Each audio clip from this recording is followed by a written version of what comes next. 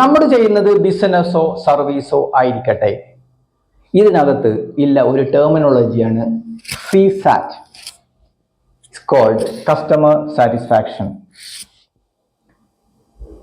കസ്റ്റമറുടെ സംതൃപ്തി. നമ്മൾ ആശ്രയിക്കുന്ന സർവീസ് ആണെങ്കിൽ രോഗികളുടെ സംതൃപ്തി, നമ്മൾ സാധനം കൊടുക്കുകയാണെങ്കിൽ ആ വാങ്ങുന്ന ആളുകളുടെ സംതൃപ്തിക്കാണ് സിസാറ്റ് എന്ന് പറയുന്നത്. ഈ സിസാറ്റ് ഒരു റൂൾ ഉണ്ട്. അപ്പോൾ ആരാണ് കസ്റ്റമർ, ആരാണ് കസ്റ്റമർ? വ്യത്യാസമുണ്ട്.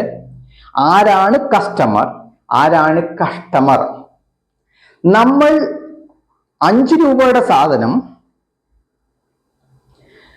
5 രൂപക്ക് കൊടുക്കുന്നതോടുകൂടി 1 രൂപയോടോ 2 രൂപയോടോ അഡീഷണൽ ആയ ഒരു സർവീസ് നമ്മൾ കൊടുക്കുകയാണെങ്കിൽ, നമ്മൾ പ്രോമിസ് ചെയ്യുകയാണെങ്കിൽ, അപ്പൊ നമ്മൾ പ്രോമിസ് ചെയ്തിരിക്കുന്നത് 5 രൂപയുടെ സാധനമാണ്.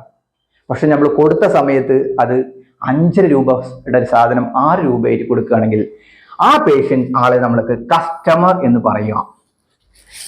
പക്ഷേ 5 രൂപയുടെ ഒരു സാധനം ഒരാൾക്ക് കൊടുത്തിട്ട് നമ്മൾ 3 രൂപയും കൂടിയും അഡീഷണൽ ആയിട്ട് കൊടുത്ത് നമ്മൾ നഷ്ടപ്പെടുത്തുന്നതാണെങ്കിൽ that is not customer, that is a customer. നമ്മളെ പ്രയാസപ്പെടുത്തുകയാണ്. അപ്പൊ കഷ്ടം തന്നെയാണല്ലേ. അപ്പൊ നിങ്ങളത് കസ്റ്റമർ ആണോ എന്ന് നിങ്ങൾ ഉറപ്പുവരുത്തണം.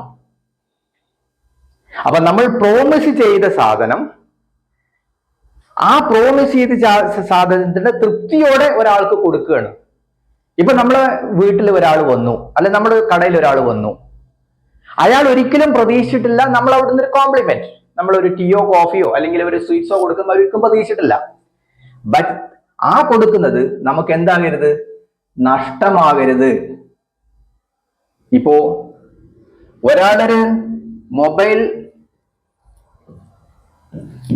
കവറ് വേണ്ടി വന്നു, ഒരു മൊബൈൽ സ്ക്രീനും ഒരു മൊബൈലിന്റെ കവറിന് വേണ്ടി വന്നു. അവർക്ക് നമ്മുടെ മൊബൈൽ കൊടുക്കാൻ സാധിക്കില്ല. ഒരു മൊബൈൽ വാങ്ങാൻ വരുന്നവനെ സംബന്ധിച്ചിടത്തോളം അതൊരു കവറിലും പാക്ക് ചെയ്ത് കൊടുക്കുമ്പോൾ that is A additional service. അങ്ങനെ കൊടുത്തിട്ടുണ്ടെങ്കിലാണ് നമുക്ക് കസ്റ്റമർ എന്ന് പറയുന്നത്.